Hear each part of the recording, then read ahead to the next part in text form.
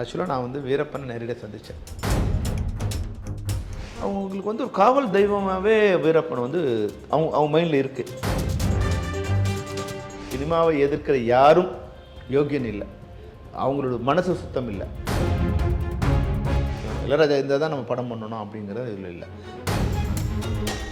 Captain கூட தான் புஷ்பா வந்து சார், புஷ்பா நான் பார்த்தேன், புஷ்பா சீன் நிறைய சீன் என் படத்தில் கேட்க இப்போ கூலி என்ன கதை, நண்பரை கொண்டுட்டாங்க, கொண்டவனை பழிவாங்க, ரஜினிகாந்த் போடுவார். கேப்டன் படம் என்ன கதை? தந்தி டிவி நேயர்களுக்கு வணக்கம். இன்றைய சிறப்பு நேர்காணலில் கேப்டன் பிரபாகரன் திரைப்படம் 34 ஆண்டுகளுக்கு பிறகு ரீரிலீஸ் ஆகிறது. இது குறித்து பல்வேறு கேள்விகளுக்கு நம்மிடையே இயக்குனர் ஆர்கே சொல்லும்படி பதிலளிக்கிறார். அவர்களிடம் நிறைய கேள்விகள் நம்ம கேட்க இருக்கிறோம். சார் வணக்கம். வணக்கம். வணக்கம் சார், எவ்வளோ எக்ஸைட்டடாக இருக்கீங்க? 34 வருஷம் கழிச்சு ரீரிலீஸ் ஆகுது. உண்மையில் வந்து ஒரு பெரிய சந்தோஷமான ஒரு அது எக்ஸாம் எழுதிட்டு ரிசல்ட்டுக்காக வெயிட் பண்ணுற ஒரு மாணவன் மாதிரியோ, இல்லை வந்து ஒரு குழந்தை பிறகு போகுது, குழந்தைய நம்ம பார்க்க போகிறோம் அப்படிங்கிற ஒரு தந்தையை போலவோ ஒரு எக்ஸைட்டட் நிலையில் தான் இப்போ நான் இருக்கிறேன். இந்த படம் வந்து இந்த கதையை எப்படி உருவாயிடுச்சு சார்? இதுக்கான என்ன மாதிரி ரிசர்ச் ஒர்க் பண்ணியிருந்தீங்க அந்த டைமில்?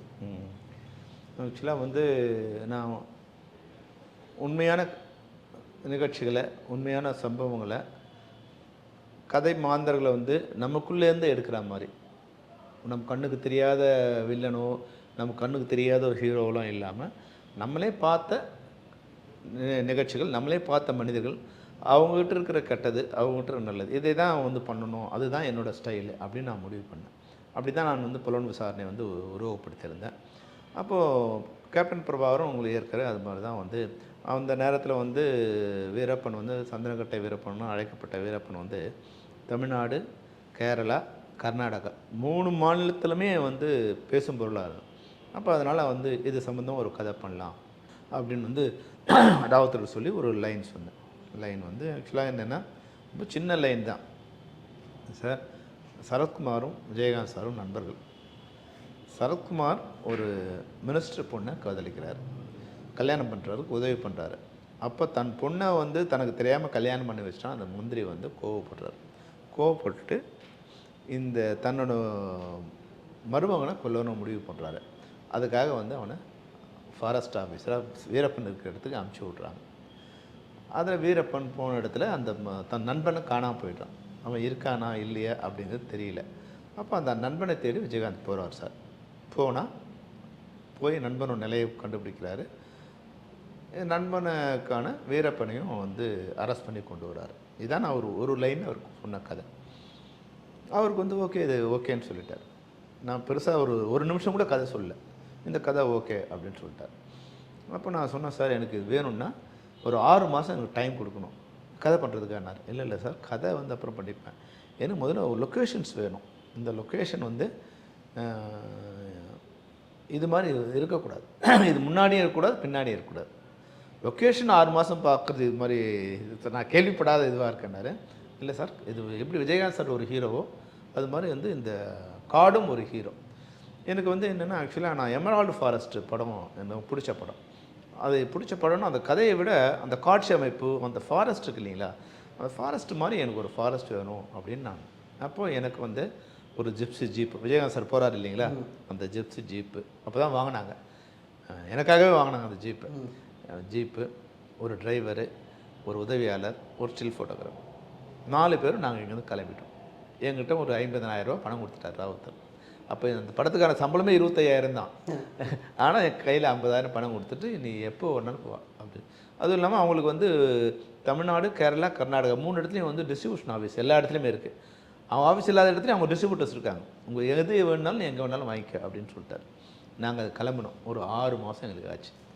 எனக்கு தென்னிந்தியாவில் நான் பயணிக்காத காடே கிடையாது. ஃபாரஸ்ட் ஆஃபீஸரை விட எனக்கு அதிகமான காடு தெரியும். ட்ரக்கிங் ரூட் எப்படி தெரியும், உள்ளுக்கு இருக்கிற சின்ன சின்ன சந்துகளாக, சின்ன ட்ரைபல் ஏரியா எல்லாமே வீரப்பனுக்கு அப்புறம் எனக்கு தான் தெரியும்னு நினைக்கிறேன். ஏன்னா வீரப்பன் தெரிஞ்ச அளவுக்கு எனக்கு தெரியாது. ஏன்னா வீரப்பன் அங்கேயே வாழ்ந்ததால் அதனுடைய வாழ்நிலைமை அவனுக்கு தெரியும். ஆனால் எனக்கு வந்து பாதைகள் தெரியும்.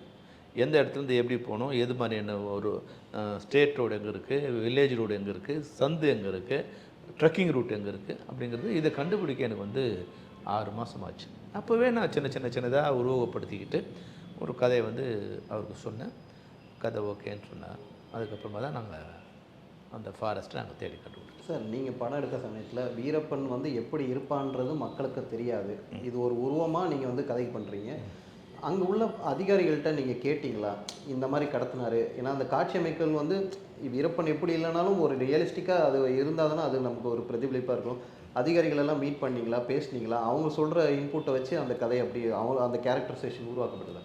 ஒரு விஷயம் சொன்னால் இப்போ வந்து அது இது போய் உண்மைன்னு வந்து நிறைய பேர் கமெண்ட் அடிக்கிறாங்க. அதனால் வந்து நான் அது விஷயத்தை நான் பேச விரும்புவதில்லை. ஆக்சுவலாக நான் வந்து வீரப்பனை நேரடியாக சந்திக்கும்போது நான் வந்து ஷோலே மாதிரி ஒரு படம் பண்ணுங்கிறது என்னோடது. அதுக்கு ஒரு வில்லன் வேணும். அதுக்காக தான் அம்ஜத் கான் மாதிரி ஒரு கேரக்டர் வீரப்பனை சூஸ் பண்ணிட்டேன். அவ்வளோதான் நான் முதல்ல எடுத்தது. ஆனால் அப்புறம் நான் வந்து வீரப்பனை சந்திக்கும்போது அதுக்கான வழிமுறைகள் அவர் போய் சந்திக்கும்போது பார்க்கும்போது அவர் கேரக்டர் என்ன, நான் அவன் அப்படி நினச்சி போகிறேன், அவன் ஒரு இல்லை அப்படின்னு நினச்சி போகிறேன். ஆனால் சந்திக்கும் போதும் சந்திச்சுட்டு திரும்போதும் அவன் சொல்கிறது கூட என்னால் முடியாத ஒரு ஸ்டேஜில் இருக்கிறேன். அப்போ அவர் வந்து எனக்கு எக்ஸ்பிளைன் பண்ணுறார், வாழ்க்கையில் நான் எப்படிலாம் வந்தேன். ஒரு 10 வயசுலேருந்தே அந்த இதுக்கு அவர் பயணிச்சிட்டார். சின்ன பையனாக இருக்கும்போதே போகிறார். போகும்போது அவரை வந்து எப்படிலாம் பயன்படுத்துகிறாங்க. அவருக்கு வந்து மற்றவங்களுக்கு இல்லாத ஒரு மதிநுட்பம் வந்து விலங்குகளுக்கே இருக்கக்கூடிய ஒரு மதிநுட்பம் வந்து அவருக்கு இருக்குது. அதை கூர் நோக்கு இது இருக்கு இல்லையா, தூரத்தில் ஒரு கிலோமீட்டர் தூரத்துலேயே வந்து மனிதன் வர்றவங்களா இல்லையாங்கிறத கண்டுபிடிக்கிற திறமை. அது மிருகங்களோட சத்தத்தை வச்சு ஒரு பறவை வந்து இப்படி பறந்ததுன்னா பறவை ஏன் பறக்குது, சாதாரணமாக வந்து கீழே இருக்கிற வந்து ஏதாவது ஒரு அனிமல் வந்ததுன்னா அது இப்படி போய் நிற்குமா பறவை, நின்றுட்டு அந்த அனிமல் போனோம்னு கீழே இறங்குமா, இசுக்குன்னு மேலே வரும், அது துரத்துனா அப்புறம் அங்கேயே தான் நிற்கும், பறக்காதான். அது போன பிறகு மறுபடியும் வந்து தன்னோட இறை இருக்கும். கீழே இருக்கிற மிருகம் வந்து இதனுடைய இறையை மேலே வந்து எடுக்க போகிறதில்ல, அது வந்து அந்த பயத்தில் மேலே ஏறும் இப்படி. அப்புறம் சாதாரணமாக கிளம்புறதா இருந்தால் மெதுவாக இப்படி தான் கிளம்புமா, இப்படி கிளம்பாது, இப்படி கிளம்பும். மனிதர்கள் வராங்கன்னு மட்டும் அது கிளம்பி அந்த இடத்த விட்டு வெளியே எடுத்து பாரும். இது அவர் சொன்னது அதெல்லாம். அப்போது விலங்குகளோட சத்தம், காற்று, இதையெல்லாம் வச்சு இது பண்ணுறது. அப்போ நான் அந்த கேரக்டரைசேஷன் நான் வந்து அதுக்கேற்ற மாதிரி உருவாங்க. அது ஒரு காட்சியில் கூட நீங்கள் வச்சுருப்பீங்க, அந்த கிளைமேக்ஸ் சீனில் அந்த சத்தம் கேட்கும் போது போலீஸ் வந்துட்டாங்க போய் இது பண்ணுங்கன்னு சொல்லிட்டு. ஆமாம். அப்புறம் வந்து என்னென்னா அந்த கேரக்டரைசேஷன் வந்து நான் வில்லனாக வச்சவங்கள ஒரு ஆன்டி ஹீரோ மாதிரி எப்படி கன்வெர்ட் பண்ணேன்னா, நான் பார்த்துட்டு அவங்கள வீரப்பனை பார்த்துட்டு நான் வரும்போது ஒரு நைட்டு ஸ்டே பண்ணால் உடனே வந்துட முடியாது. ஒரு ட்ரைபல் வில்லேஜில் ஸ்டே பண்ணுறேன். ட்ரைபல் வில்லேஜில் ஸ்டே பண்ணும்போது இது உண்மை, சம்மந்தப்பட்டவங்க கோவப்படலாம், ஆனால் உண்மையை நான் சொல்கிறேன். வரும்போது நான் வந்து அந்த ட்ரைபல் ஒரு 100 பேர் இருப்பாங்க வச்சுக்கலாம், அவ்வளோதான். ஒரு 30-40 குடும்பம் இருக்கும். அவங்ககிட்ட பேசும்போது வீரப்பனா இங்கே வருவானா அப்படின்னு நான் கேட்டேன். அவங்க சொன்னாங்க, அவர் வருவார் சார், எப்போது வருவார் போவார் சார் அப்படின்னாங்க. அவர் போய் அடுப்பு பேசிட்டு, போலீஸ்காரங்களாம் வருவாங்களா அப்படின்னு கேட்டேன். அவனுங்க வருவானுங்க சார் அப்படின்னாங்க. எனக்கு அதே ஒரு ஆச்சரியமாக இருந்தது. வீரப்பன் வருவானான்னு கேட்டால் அவர் வருவார் அப்படிங்கிறாங்க, போலீஸ்காரங்க வருவாங்களான்னு கேட்டேன், அவனுங்க வருவானுங்க சார் அப்படின்னா என்ன இங்கே விஷயம் அப்படின்னு விசாரிக்கும்போது ஒரு மிகப்பெரிய உண்மை எனக்கு அங்கே தெரியுது. என்னன்னா, வீரப்பன் வந்து சுய ஒழுக்கத்தில் ஒரு உச்சமாக இருந்திருக்கார். அவர் மட்டும் இல்லாமல் அவங்க குடும்பத்தினரோ குடும்பத்தினரில் அவருடைய ஆட்கள் வந்து இந்த ட்ரைபல்ஸோட சொத்தை வந்து ஒரு காஞ்ச சுள்ளியை கூட எடுக்கக்கூடாது. அவரோட ஆடு, மாடு, கோழி இது எதையும் டச் பண்ணக்கூடாது. குறிப்பாக அந்த பெண்கள் கூட எந்த விதமான உரம் வச்சுக்கூடாது. அது வந்து அவங்களே காதலிக்கிறாங்கன்னு சொன்னால் கூட அது மாதிரி வச்சதால் ஒருத்தர் ஷூட் பண்ணியிருக்காங்க. அவங்க முன்னாடியே இன்றைக்கி வச்சு ஷூட், அவங்க வந்தாலும் நீ போகக்கூடாது. ஒருத்தரோட 2 பேரோட கையை வெட்டியிருக்காங்க, கையினா விரலை வெட்டியிருக்காங்க அந்த பெண்களை தொட்டதுக்காக. அப்போது அவங்களுக்கு வந்து ஒரு காவல் தெய்வமாகவே வீரப்பன் வந்து அவங்க மைண்டில் இருக்குது. வீரப்பனால் அவங்களுக்கு எந்த தொந்தரவும் இல்லை. ஆனால் போலீஸ்காரங்க அங்கே வந்தாங்கன்னா, போலீஸ்காரங்க நான் குறிப்பிட்றது யாருன்னா காக்கி ட்ரெஸ் போட்ட எல்லாருமே, அது அதிரடிப்படையாக இருக்கட்டும், இல்லை ஃபாரஸ்ட் ஆஃபீஸராக இருக்கட்டும், இல்லை வந்து போலீஸாக இருக்கட்டும், யார் வந்தாலும் அப்படி வந்த உடனே அவங்க ஊரை ரவுண்ட் பண்ண உடனே ஊரில் இருக்கிற ஆடு, மாடு, கோழி என்னென்னலாம் இருக்கோ எல்லாத்தையும் இது பண்ணி முதல்ல அடிச்சுடுவாங்க. அது மாதிரி அந்த ஊரில் இருக்கிற வயதுக்கு வராததுலேருந்து வயதுக்கு 60 வயது எங்கள் ஊரில் அவர்களால் கற்பழிக்கப்படாத பெண்ணே கிடையாதுங்கிறான். ஒருத்தர் யார் கேள்வியே கிடையாது. வரும்போதே அவங்க ஒரு 3 சோப்பு வாங்கிட்டு வருவாங்களாம். ரின் சோப்பு, ஹமாம் சோப்பு, சாண்டல்வுட். முதல்ல வந்தவொடனே வந்து ரின் சோப் போட்டு எல்லோரும் குளிச்சிடணும். அப்புறம் ஹமாம் சோப் போட்டு குளிக்கணும்.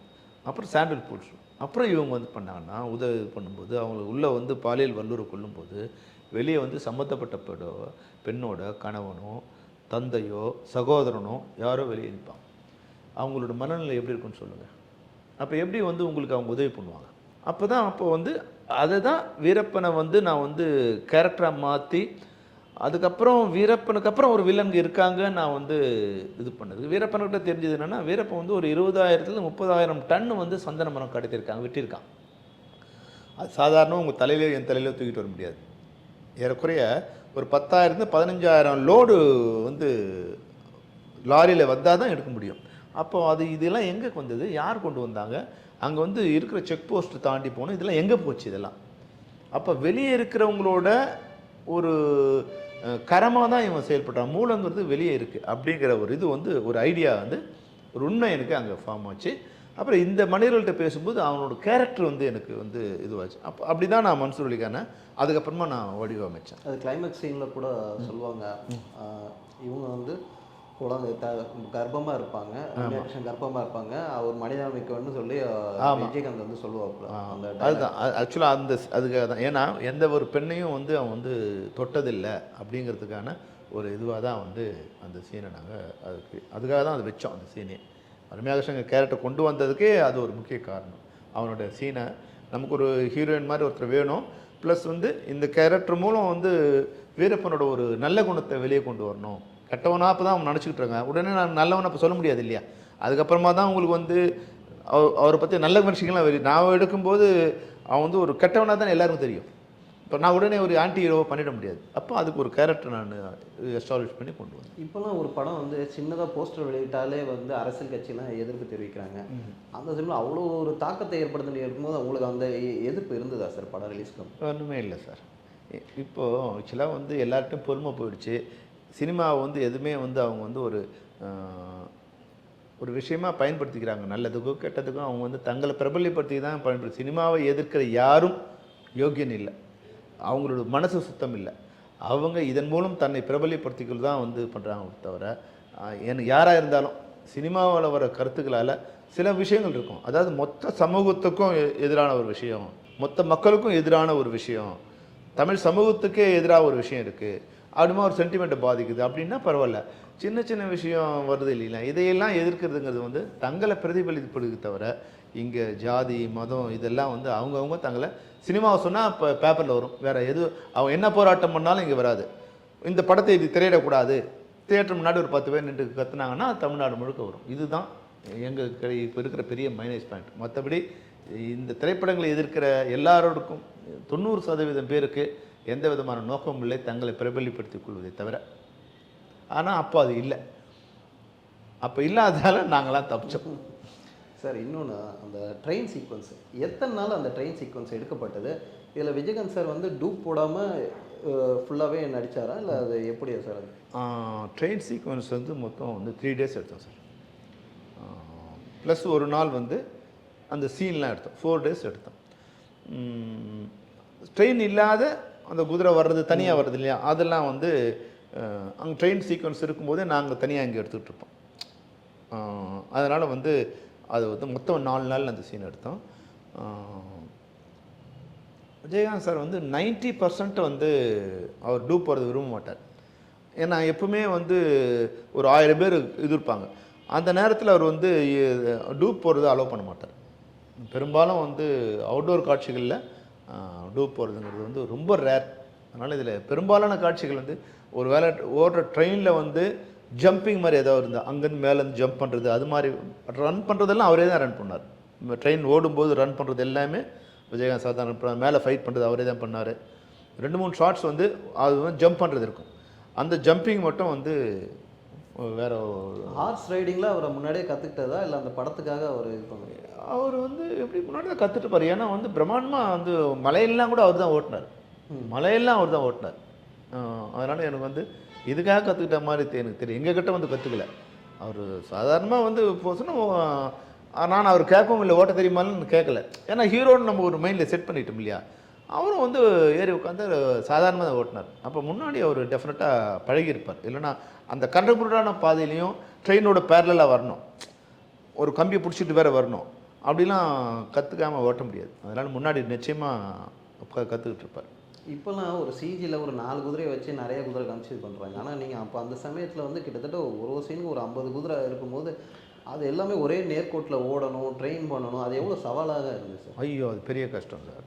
இப்போ நாங்கள் வந்து அதில் வந்து 100 குதிரையை கொண்டு வர சொன்னால் அவங்களால 60 குதிரை தான் ரெடி பண்ண முடியும். ஏன்னா இது என்னென்னா சும்மா போகிற குதிரை 100 குதிரை கொண்டு வர முடியும். ட்ரெயினோட சேஸ் பண்ணி வர்றது, ட்ரெயின் ட்ராக்கில் வர்றது, காட்டில் போகிறதுங்கிற மாதிரி அன்றைக்கி இது பண்ண முடியும். 60 குதிரை வரணும். அப்போ வந்து நாங்கள் என்ன பண்ணோம் வந்து இந்த குதிரை வந்து ஒரு 4-5 நாள் முன்னாடி வர வச்சுட்டு அந்த பொட்டல் வெளி அங்கே இருக்கும், ஆண்டிப்பட்டி இதுவெல்லாம் பொட்டல் வெளி தான். அதில் வந்து ட்ரெயின் பண்ணோம். ஹார்ஸ் ரைடர்ஸ் வச்சு, ஃபைட்டர்ஸ் இல்லாமல் ஹார்ஸ் ரைடர்ஸ் வச்சு நான் ட்ரெயின் பண்ணேன்.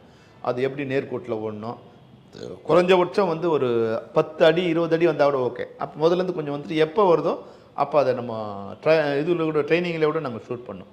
அது ஒரு 4-5 நாள் தனியாக ஷூட் பண்ணோம் ரைடர்ஸ் வச்சு. அதனால் வந்து அவங்க கொஞ்சம் அதை கண்ட்ரோல் பண்ணிக்கிட்டாங்க. முதல்ல அவங்களுக்கு தெரியல, முதல்ல கச்சாச்சான ஓட்டினாங்க. அப்புறம் ஒரு நாள் பழகின பிறகு 2வது நாள் வந்து அந்த நேர்கோட்டில் வர்றது, ஒரே நேர்கோட்டில் வர்றது, அணியாக பிரியுறது, எப்படி இதெல்லாம் வந்து ரைடர்ஸ் வச்சு நான் எடுத்தேன். இன்னொரு படத்துக்கு மெயின் ப்ளஸ்னால் அந்த டைலாக்ஸ். இது எப்படி லியாத் அலிகானும் நீங்களும் சேர்ந்து அந்த வசனங்கள் வந்து இது பண்ணதா இல்லை இப்படி அவர் மட்டும்? சார் நான் வந்து கண்டென்ட் கொடுத்துருவோம் சார். இப்போ அங்கே அந்த ஊரில் பேசினேன், அந்த கண்டென்ட் வந்து கொடுத்துட்டேன் சார். இந்த கேரக்டர் இப்படி வரணும். பெரும்பாலும் நான் வந்து அதை ஒரு அழகாக வந்து அதை வந்து ஒரு அரிசியாக கொடுத்தா பிரியாணியாக கொடுக்குறது இருக்கு இல்லையா, அது மாதிரி எனக்கு என்ன வேணுங்கிறத நான் வந்து அரிசியாக கொடுத்தா அவருக்கு வந்து அரிசி வேணுமா, பிரியாணி வேணுமா, தயிர் சாதம் வேணுமா, இல்லை என்ன வேணுங்கிறது நம்ம சொன்னால் அதை வந்து மிகச்சீராக அந்த கண்டென்ட் மட்டும் எனக்கு என்னென்ன விஷயங்கள் வேணுங்கிறத மட்டும் நான் வந்து அவருக்கு ஒரு லைனப் கொடுத்தேன். பெரும்பாலும் விஜயகாந்த் சார் எல்லாமே ஒரே டேக்கில் முடிச்சிருவாரா சார்? ஏன்னா எல்லாம் ஆமாம் சார், டைலாக் வந்து அவர் வந்து இதுவே பண்ண மாட்டார். அவருக்கு ஒரு அசாத்தியமான திறமை என்னென்னா, நம்பிக்கை என்னென்னா அவரால் பேசிட முடியும். அது 20 பக்கம் டைலாக்காக இருந்தாலும். ஆனால் என்னென்னா 20 பக்கத்தில் நம்ம வந்து ஒரு 20 விஷயம் வச்சுருப்போம் இல்லைங்களா. அந்த விஷயம் இது வச்சுங்களேன், அவன் என்ன இவனா, அவனுக்கு எதுக்கு பணம், அவன் குழந்தைங்க நான் கான்வெண்ட்டில் படிக்குதா சார், கான்வென்ட் சீன் அப்படியே எடுத்துருவார், அந்த இது அப்படியே எடுத்துருவார். அதுக்கடுத்து என்ன வருது, அப்போ சார் 20,000 லோடு ஒன்று, அதை பற்றி அந்த பாயிண்ட்டு மட்டும் நமக்கு சொல்லணும். அந்த பாயிண்ட் என்னென்னா அந்த பாயிண்ட் மொத்தமாக கண்டினியூஸ் அது இது பண்ணால் ஒரு லென்த்தாக டைலாக் வரும்போது, அதர்வைஸ் வந்து பெரும்பாலும் வந்து அவர் அந்த இது விரும்ப மாட்டார். அதாவது வந்து ப்ரொனவுன்ஸ் பண்ணுறது விரும்ப மாட்டார். அதுவும் இல்லாமல் சத்தம் இல்லாமல் சைலண்ட்டாக இருக்கணும். அவர் பேசும்போது வசனம் பேசுகிற மாதிரி அவர் நினச்சிக்க மாட்டார். எதிரிலே எதிர்க்க இருக்காமல் நினச்சிப்பார். யாரை வந்து பேசுகிறாரோ அவனை எதிர்க்க இருக்க மாதிரி தான் நினச்சிட்டு தான் பேசுவார். அதனால் வந்து மற்ற சத்தங்களும் இதுகளோ பெரும்பாலும் அவர் விரும்ப மாட்டார். இது மாதிரி முக்கியமான விஷயங்கள் வரும்போது அவர் சொல்லுவார். அப்போ நாங்களும் கூட அதை வந்து ரெடி பண்ணி அவர் முன்னாடி நடமாட்டம் இல்லாமல் லைட் மேன் இப்படி அப்படி நடக்காமல், கேமரா மூவ்மெண்ட்டு கூட வந்து அவர் டிஸ்டர்ப் பண்ணாமல் கேமரா மூவ்மெண்ட் கிரேனை கொண்டு வந்து இப்படி சொருவுறது இப்படிலாம் இல்லாமல் அவர் வந்து அந்த இடத்துல அவர் பேசுகிறார், அதை நாங்கள் கேப்சர் பண்ணிக்கணும் அப்படிங்கிற மாதிரி. எத்தனை ஏடி சார் உங்க கூட ஒர்க் பண்ணாங்க? ஏன்னா அவ்வளோ ஆர்டிஸ்ட்டு அவ்வளோ இது 4 பேர் தான் சார் என் உதவி இயக்குனர். 4 பேர் வச்சு வச்சுட்டிங்களா? அப்போல்லாம் அவ்வளோதான் சார், 4 பேர் தான் உதவி இயக்குனர் சார். நீங்கள் இப்போலாம் 16-15 பேர் வச்சுருக்கேன். அது ஆள் அதிகமானால் குழப்பம் அதிகமாகும் சார். எவ்வளோ பெரிய இதுவாக இருந்தாலும் அவர் 6 பேருக்கு மேலே அங்கே வேலை கிடையாது. இப்போ என்னென்னா வேறு வழி இல்லாமல் எனக்கே கூட இதில் வந்து விஜயகாந்த் சார் ஒருத்தர் சொன்னார் என்கிட்ட இருக்கவங்கள, எனக்கு வந்து ராஜ்பாலாஜின்னு ஒருத்தர், அவர் என்னோட நண்பர். அப்புறம் வந்து நல்ல தம்பின்னு ஒருத்தர், அவர் வந்து என்னோடய தம்பி. அப்புறம் வந்து ஆண்ட்ரூஸ்னு அவன் என் கிளாஸ்மேட்டு. பார்சாதின்னு அவர் விஜயகாந்த் சார் சொன்னார். இவ்வளோ பேர் தான் ஒரு அசோசியேட்டு, 4 பேர் உதவி. இப்போ நிறைய பேர் சொல்லுவாங்க, இப்போ இல்லை சார் நம்ம ப்ரொடக்ஷனும் அன்றைக்கி அலோவ் பண்ண மாட்டாங்க, 5 பேர் மட்டும்லாம் ப்ரொடக்ஷன் அன்றைக்கி அலோவே பண்ண மாட்டாங்க. எங்களுக்கும் தேவை கிடையாது. ஏன்னா ஆள் அதிகமாகவும் குழப்பம் தான் அதிகமாகும். எவ்வளோ பெரிய படமாக இருந்தாலும் இன்றைக்கி 5 பேருக்கு மேலே தேவையில்லைங்கிறது என்னோட இது. இன்றைக்கி வேறு விஷயம் அவங்க சொல்லலாம். இன்றைக்கி இருக்கிற டைரக்டர்ஸு அந்த கிளைமேக்ஸ் சீனில் வந்து 2000 பேர் மலையில் வராங்க. அவ்வளோ பேர் வச்சுட்டு நாங்கள் வந்து 3 கேமரா வச்சுட்ருக்கோம். 3 கேமரா, ஒரு கேமராவில் ஒரு ஆளாக இருக்கணும்.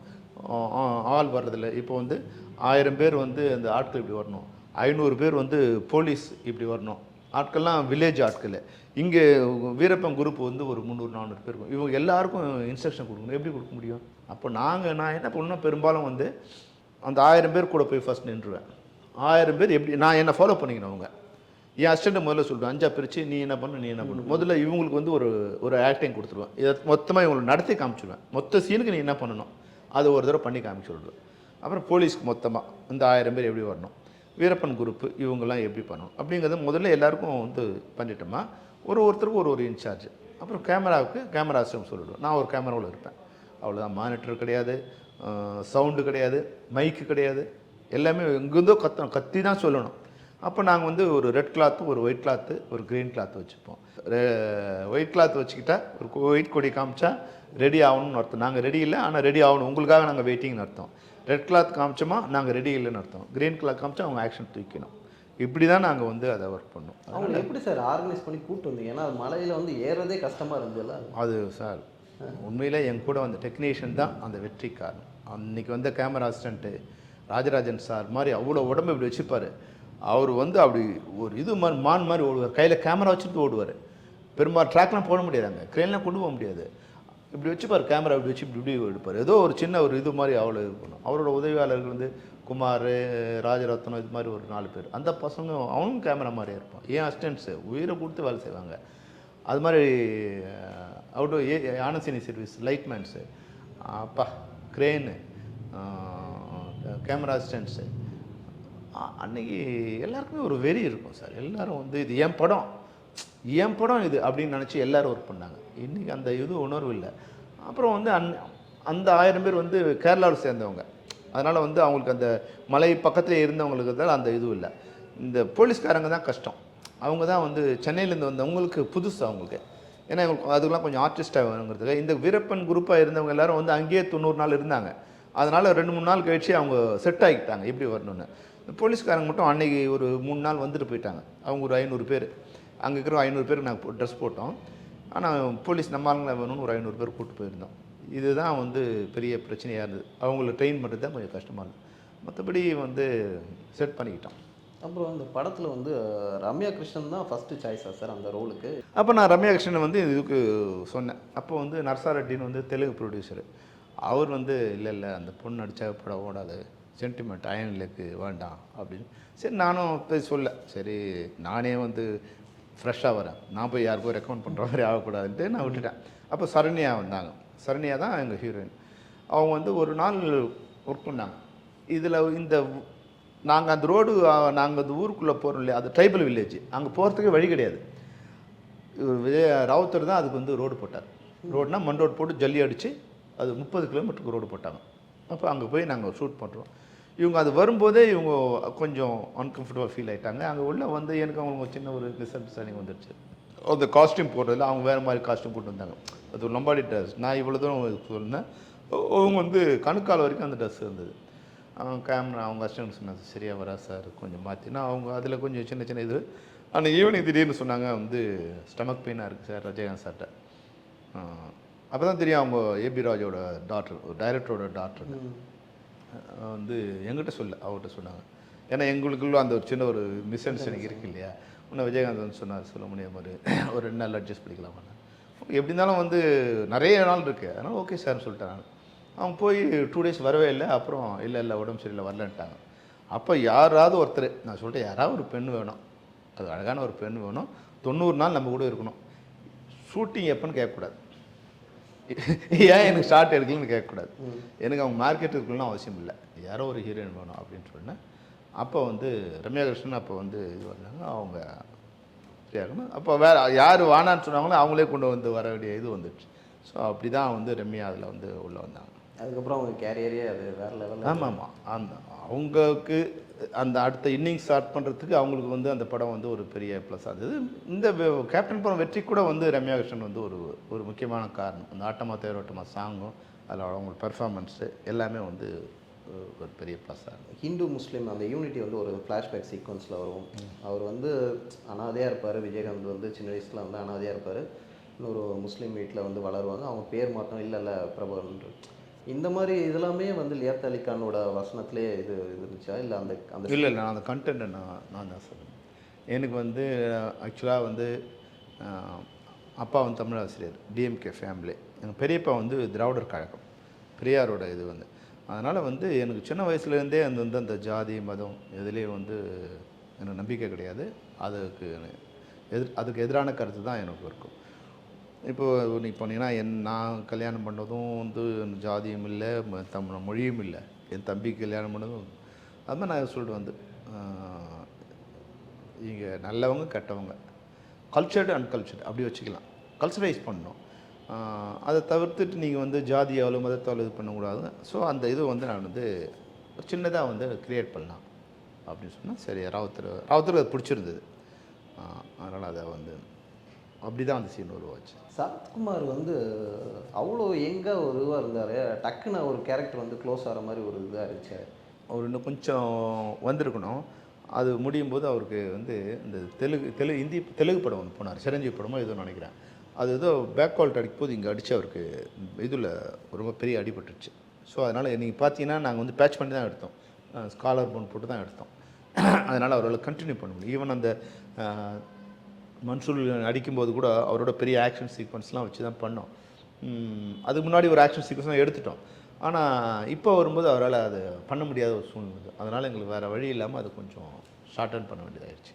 சார், அந்த மலை சீக்வன்ஸ்லாம் எந்த இடத்துல எடுக்கப்பட்டது சார், இந்த கிளைமேக்ஸ் சார்? ஏன்னா பெரும்பாலும் காடுகள்ன்ற போது எல்லாமே 60% எதாவது கேரளாவில் எடுக்கப்பட்டதா இல்லை எப்படி சார்? கேரளா தான் சார், 90% கேரளா தான். அதாவது காடு போர்ஷன் வந்து 90%, கொஞ்சம் வந்து கர்நாடகா, கொஞ்சம் தமிழ்நாடு, கொஞ்சம் சில ஷார்ட்ஸ் வந்து நார்த் ஈஸ்ட்டில் எடுத்தோம், மேகாலயா, அசாம், அது மாதிரி.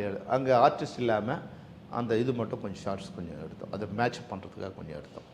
அந்த துப்பாக்கிலாம் எப்படி சார் நீங்களே டிசைன் பண்ணுறாங்க? நாங்களே டிசைன் பண்ணி ரெடி பண்ணோம். அதுக்கு பெரிய பெரிய துப்பாக்கியோட ஆர்டரில் கொடுத்து அந்த கன்னை நாங்களே டிசைன் பண்ணி, இருக்கிற டிசைனை நாங்கள் மேக் பண்ணோம். சும்மா வந்து ஒரு கட்டையை கொண்டு வந்துடுவாங்க இல்லையா, அப்படி இல்லை, எல்லாமே அது மெட்டலில் வந்து இதில் ஃபேக்ட்ரியில் கொடுத்து எல்லா கன்னையும் நாங்கள் தான் ரெடி பண்ணோம்.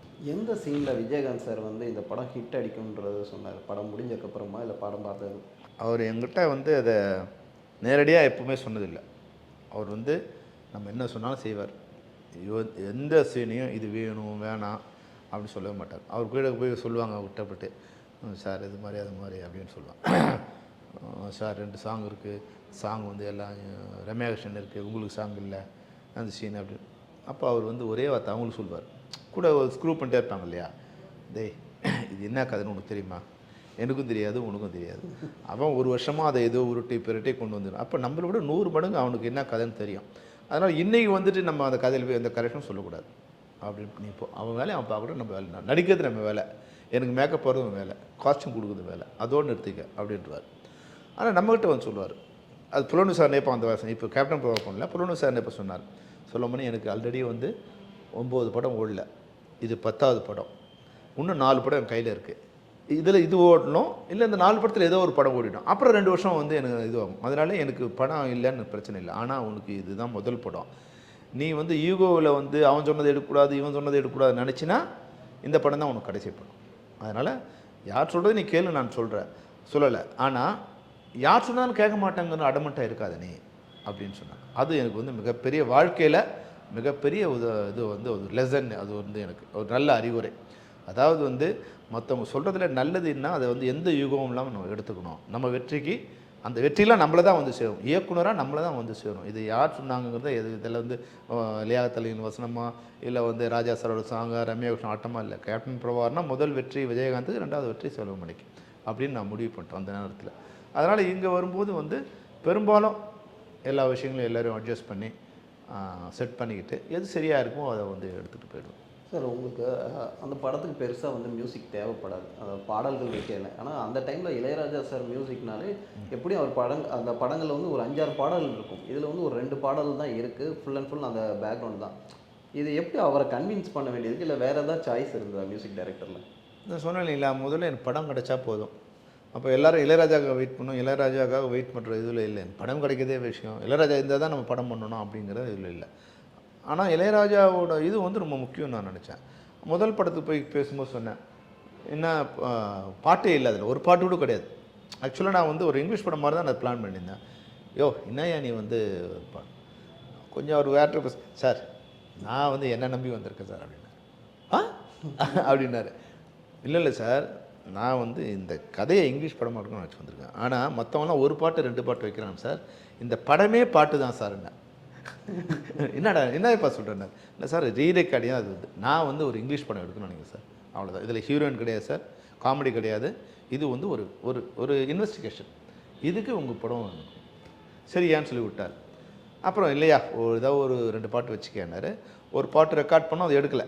அது ஒரு டைட்டில் மட்டும் யூஸ் பண்ணி விட்டுட்டோம். 2வது பாட்டு மட்டும் அந்த கிளைமேக்ஸில் ஒரு சின்ன ஒரு இதுக்காக வச்சுக்கிட்டோம். அது விஜயகாந்த் சார் அது புகுத்தப்பட்டது தான், இருந்தாலும் அதை வந்து மேட்ச் பண்ணி வச்சுட்டோம். அப்போ 2வது படம் போகும்போது சொன்னார், யோ நீ போன படம் மாதிரி பண்ணக்கூடாது நீ, அதனால் இந்த படத்தில் வந்து பாட்டு இருக்கணும். என்ன சொன்னேன்? இல்லை சார் 2 சாங் இருக்குது. யோ அதுலேயும் 2 சாங், இதுலேயும் 2 சாங். இல்லை சார் இது 2 சாங் படத்தோடு வருது சார் அப்படின்னு சொல்லிட்டான். சரி ஓகேன்ட்டார். அது வந்து ஃபஸ்ட்டு பாசமுள்ள பாண்டியர் சார், ஒரு ஊர் திருவிழா, தங்கச்சிக்கு திருமணம், அந்த திருவிழாவுக்கு ஊரே இதுவாக இருக்குது, ஊரே கலந்து சந்தோஷமாக இருக்குது. அந்த ஹீரோயின் வந்து தனக்கு கல்யாணம், அதுக்காக வந்து சந்தோஷத்தில் அந்த பாட்டு பாடிக்கிட்டு இருக்காங்க. வந்த உடனே அந்த வீரப்பனை வந்து அந்த பங்காளி குடும்பத்தை மொத்தமாக க்ளோஸ் பண்ணிடுறான் சார். அப்போ அந்த ஊர் திருவிழாவோட சாங் ஆகும். சரி ஓகேன்னு 2வது சாங் ஒரு கிளைமேக்ஸ் ஒரு சாங் வரும் சார். சரி ஓகேன்னு போயிட்டேன். அது 2 சாங், ஒரு சாங் பண்ணல, அது அப்புறமா தான் பண்ணார். 2வது சாங் கிளைமேக்ஸ் சாங் காமிச்சார். ஆட்டமா தேரோட்டமா பதில் வேற ஒரு சாங் கொடுத்துருந்தார் முதல்ல. அந்த சாங்னா ரொம்ப ஃபாஸ்ட்டாக இருந்தது. அந்த கிளைமேக்ஸ் முன்னாடி ஒரு இதுவாக இருக்கும் இல்லையா, அது மாதிரி எனக்கு இருந்தது. அது வந்து கொஞ்சம் அதில் மெலோடியும் இருந்தது, ஆனால் அதை விட ரொம்ப ஃபாஸ்ட்டாக டக்கன்னு இருந்தது. சொன்னேன், எனக்கு அது சரியாக செட் ஆகலை. இந்த விஜயகாந்த் சார் சொன்னேன், சார் என் சாங் பிடிக்கல சார் அப்படின்னு. யோ பாப்பா நீ வேறு, அவர்கிட்ட போய் யார் சொல்கிறது, அவர் வீட்டில் யார் சொல்கிறது, எடுத்து விடு பரவாயில்ல அப்படின்னாரு. நான் சொன்னேன், இல்லை சார் எனக்கே பிடிக்காத சாங்குன்னா ஆடியன்ஸுக்கு எப்படி பிடிக்கும், அதனால் வந்து அதை எடுக்க முடியாது. அப்போ நீ பேசுன நீ பேசிக்க, நான்லாம் சொல்ல முடியாது. ராவுத்தர்கிட்ட சொன்னால், தம்பி நீ பேசு இல்லைன்னா எடுத்துரு அப்படின்ட்டார். அப்புறம் அப்போ வந்து இதெல்லாம் கிடையாதுல்ல, மொபைல் கிடையாது, எஸ்டிடி கூட வந்து நீங்கள் கால் புக் பண்ணி தான் பேசணும். அங்கேருந்து நாங்கள் ஆண்டிப்பட்டியிலேருந்து நைட் வந்து ராஜா சாருக்கு ஃபோன் பண்ணேன். அப்போது ஃபோன் வெயிட் பண்ணேன். என்னையா அப்படின்னாரு. சார் அந்த சாங் வந்து அனுப்பிச்சிட்டேனே அப்படின்னாரு. இல்லை சார் அந்த சாங்கு கொஞ்சம் சரியில்லை. என்ன சொல்கிறாரு? என்ன சொல்கிறது? இல்லை சார் கொஞ்சம் சரியில்லை சார். யோ ரெக்கார்ட் பண்ணும்போது யாரும் இருக்க மாட்டீங்க, ஹீரோ இருக்க மாட்டீங்க, டேரக்டர் இருக்க மாட்டீங்க, அப்புறம் சாங் சரியில்லை மட்டும் இஷ்டம் தான் ஐடியா அப்படின்னாரு. சார் அந்த சாங் வந்து எனக்கு ஒரே சாங், நீங்கள் சொன்னீங்க தான் நான் சாங் வச்சேன். இப்போ அந்த சாங் விஜயகாந்த் சார் சொன்ன மாதிரி சொன்னேன், அது எனக்கே பிடிக்கலாம், ஆடியன்ஸ் எப்படி சார் பிடிக்கும், அதுக்கு நான் அப்புறம் சொல்லணும். இல்லை சார் நீங்கள் வேறு சாங் கொடுத்தா தான் எடுப்பேன், இந்த சாங் அப்படின்னு இல்லைன்னா இந்த சாங் எடுக்க மாட்டேன் சார்ன்ட்டேன். யோ வையா ஃபோன் அப்படின்னு வச்சுட்டார், கோமம் வச்சுட்டார். ஆனால் அப்போ என்ன தான் ஒன்று உனக்குன்னாரு. நான் சொன்னேன், சார் நான் ஷோலே மாதிரி ஒரு படம் பண்ணுறேன் சார், இதில் மெஹபூபா மாதிரி எனக்கு சாங் வேணும், அவ்வளோதான், வேறு எனக்கு பெரிய அறிவுலாம் இல்லை சார் எனக்கு அப்படின்னு சொல்லி விட்டேன். உடனே மறுநாள் நைட்டு இந்த சாங் வந்து சேர்ந்துருச்சு ஆட்டம். நான் அந்த பாட்டு கண்டென்ட் மட்டும் தான் சொன்னேன், ரைட்டர் வராங்கன்னா கண்டென்ட் என்ன வேணும்னு சொன்னேன். அதை தவிர அந்த பாட்டோட அனைத்தும் இளையராஜா சார் தான் சேரும், அதனோட இது எல்லாமே. இப்போது உங்கள் படத்தோட இன்ஸ்பிரேஷனாக இப்போ உள்ள பெரிய நட்சத்திரம் படங்கள் வர்றது வேறு, சீனே காப்பி அடித்து வைக்கிறது தான் வேறு. இதை பார்க்கும்போது உங்களுக்கு என்ன தோணுச்சு? இதை வந்து சார் நான் பெருசாக எடுத்துக்கிறது இல்லை. ஏன்னா ஒரு நல்ல படம் ஒரு இயக்குனர் பாதிக்கும். அதனால் வந்து அவங்க படத்தை பார்த்து காப்பி அடித்தாங்க அப்படின்னு நிறைய பேர் சொல்லுவாங்க. சார் கேப்டன் போடு தான் புஷ்பா வந்து சார், புஷ்பா நான் பார்த்தேன், புஷ்பா சீன் நிறைய சீன் என் படத்தில் கேட்கும்போது எனக்கு ஷோலே வந்து எப்படி என்னை இன்ஃப்ளூயன்ஸ் பண்ணிச்சோ அது மாதிரி வந்து இந்த படம் வந்து அவங்களை இன்ஃப்ளூயன்ஸ் பண்ணியிருக்கலாம். அந்த வகையில் நான் சந்தோஷப்பட்டுக்கணும். இப்போ என்ன 1000 படம் பார்க்குறோம், இப்போது கேப்டன் ப்ரோ ரிலீஸுக்கு அப்புறம் 10,000 படம் ரிலீஸ் ஆகிடுச்சு தமிழ்நாட்டில். 7,000 தமிழ் படம் ரிலீஸ் ஆகிருக்கு, 3,000 வேற்றுமொழி படம் ரிலீஸ் ஆகிருக்கு, டப்பிங் படங்கள். அந்த 10,000 படத்தையும் தாண்டி இந்த படம் நிற்குது இல்லையா. அப்போது என்னோடய இன்ஃப்ளூயன்ஸ் எனக்கு இருக்கும். அது மாதிரி வந்து இதை பார்த்து புஷ்பா வந்திருக்கு. இப்போ கூலி என்ன கதை, நண்பரை கொண்டுட்டாங்க, கொன்னவனை பழிவாங்க, ரஜினிகாந்த் போகிறாரு. கேப்டன் ப்ரோ என்ன கதை, நண்பனை கொண்டுட்டாங்க, நண்பனை பழிவாங்க, வந்து விஜயகாந்த் போகிறாரு, பழி வாங்குறாரு. இப்படி அந்த டெம்ப்ளேட் எடுத்துக்கிட்டிங்கன்னா ஒன்றா தான் இருக்கும். உடனே கூலி என்னோட கதை அப்படி இல்லை சார், அது புலனு சார் அந்த மாதிரி இந்த ஆர்கன்ஸ் அதில் நீங்கள் கிட்னி வச்சுங்க, இதில் ஹார்ட் வச்சுட்டாங்க அப்படின்லாம் வந்து இப்போ மற்றவங்க சொல்லிக்கலாம். இப்போது நான் 2ஆம் கிளாஸில் படித்தது பாட்டு தான் 3ஆம் கிளாஸில் வரும். 1 1 2 எனக்கு சொல்லி கொடுத்தது வந்து 1ஆம் கிளாஸில் 2ஆம் கிளாஸில். அதை நான் வந்து டிகிரி வர வரைக்கும் அதே தான் ஃபாலோ பண்ணுறேன். அதை பார்த்து காப்பி அடிச்சேன்னு சொல்ல முடியாது. திரைப்படங்கள் எல்லாருக்கும் சொந்தம் சார். இந்த காப்பி அடித்தான்னு சொல்கிறத நான் நம்பவே மாட்டேன், நான் எடுத்துக்கவும் மாட்டேன். ஏன்னா அனைத்து திரைப்படங்களும் மக்களுக்கு சொந்தமானது, கலைஞனுக்கும் சொந்தமானது. அதிலிருந்து எதையும் யாரும் காப்பி அப்படியே ஈழச்சம் காப்பி அடிக்கக்கூடாது. அதை திருட்டுத்தனமாக பண்ணி அப்படியே ஒரு உல்ட்டா கதை பண்ணி பண்ணக்கூடாது தவிர, அதனோட இன்ஃப்ளூயன்ஸ் நமக்கு வர்றதுங்கிறது எனக்கு வந்து ஷோலே தான் கேப்டன் பவன் எடுக்கிறதுக்கு எனக்கு வந்து ஒரு மெயின் இன்ஃப்ளூயன்சர். அது மாதிரி பாபி திரைப்படம் தான் செம்பருத்தி எடுக்கிறதுக்கு ஒரு மெயின் இன்ஃப்ளூயன்ஸு. நம் நாடு படம் தான் மக்களாட்சி எடுக்கிறதுக்கு ஒரு இன்ஃப்ளூயன்ஸ். அப்போது இது மாதிரி படங்கள் வரும்போது இது மாதிரி என்ன முன்னாடி நம்ம முன்னே என்ன படம் பண்ணியிருக்காங்க அதை பார்க்குறதும் அது இதுவாகிறதும் தவிர்க்க முடியாத விஷயம். அதனால் வந்து இது மாதிரி இதுவை நான் எடுத்துக்கிறதில்ல. அப்படி எடுத்திருந்தால் நான் வந்து கேள்வியே படுறதில்ல, அது கோவப்படுறதும் இல்லை, ரொம்ப சந்தோஷப்படுறது. என் படத்துலேருந்து எடுத்தியா? இப்போ குபேரா படம் கூட நீங்கள் பார்த்தீங்கன்னா, நான் வந்து புலன் விசாரணை 2ல் வந்து பே ஆஃப் பெங்காலில் வந்து ஆயில் ட்ரிக்கிங் பண்ணுவாங்க, ஒரு இடத்த கண்டுபிடிச்சிடுவாங்க. அந்த டோட்டல் இன்ஜினியரை வந்து அவங்க வந்து வித் சென்ட்ரல் மினிஸ்டரோட பிளான் பண்ணி அவங்க வந்து ஒரு டூர் அமைச்சு மொத்த பேரையும் கில் பண்ணிவிடுவாங்க. அதுக்கப்புறம் அவங்க எடுத்துப்பாங்க. நீ குபேராவோட கண்டென்ட் எடுத்து பாருங்கள், அது சேம் கண்டென்ட் தான். நான் எப்படி சந்தோஷப்படுத்தணும், பரவாயில்ல. குபேரா இப்போ சேகர் கமிலா மாதிரி டைரக்டருக்கு நான் 20 வருஷத்துக்கு முன்னாடி நான் யோசிச்சதை வந்து அவங்க இப்போ யோசிக்கிறாங்கிற வகையில் அது எனக்கு வெற்றியாக தான் நான் எடுத்துப்பேனே தவிர, அது என் கதையை எடுத்துட்டாங்க. ஏன்னா பொதுவான விஷயங்கள்லேருந்து எடுக்கிற கதை எல்லாருக்கும் நான் கூட வந்து ஒரு இதுவாக இல்லையே, நான் அது பார்க்குறேன். பே ஆஃப் பெங்கால் இது மாதிரி இது கேஸ் கண்டுபிடிக்கிறாங்க அப்படின்னு வந்து நியூஸ் வருது. அப்போ பே ஆஃப் பெங்கால் வந்தால் இது இப்படி பண்ணால் எப்படி இருக்கும் அப்படின்னு நான் யோசிக்கிறேன். அது மாதிரி வந்து 20 வருஷம் கழிச்சு அவர் யோசிச்சிருக்கலாம். அதனால் என் கதையை அவங்க எடுத்துட்டாங்க. நான் வந்து அதை கோவப்படுறதும் இல்லை, வருத்தப்படுறதும் இல்லை, இன்னும் மாறாக வந்து நான் சந்தோஷப்படுறேன். பரவாயில்ல, நம்மலாம் வந்து அவங்களுக்கு முன்னாடியே யோசிச்சிருக்கோம், வி ஆர் த சீனியர்ஸ் அப்படின்னு. சரி, இவ்வளோ நேரம் எங்களோட நேரம் ஒதுக்குனது ரொம்ப நன்றி. ரொம்ப நன்றி. தினத்தந்தி நேயர்களுக்கும் என்னுடைய நன்றியை தெரிவிச்சுக்கிறேன். எல்லோரும் வந்து நீங்கள் மறுபடியும் கேப்டன் பிரபாகரன் வந்து திரையரங்களை பார்க்கணும். 2K கிட்ஸ் நீங்கள் இது மாதிரி ஒரு படத்தை உங்கள் வாழ்நாளில் பார்த்துருக்க மாட்டீங்க. இந்த படத்தை திரையரங்களை பாருங்கள். திரையரங்களை தான் இந்த படத்தை நீங்கள் பார்க்க முடியும். வேறு எதில் பார்த்தாலும் நீங்கள் சந்தோஷப்பட முடியாது. நிச்சயம் பாருங்கள். மறுபடியும் வெற்றி விழாவோடு நான் உங்களை சந்திக்கிறேன். நன்றி.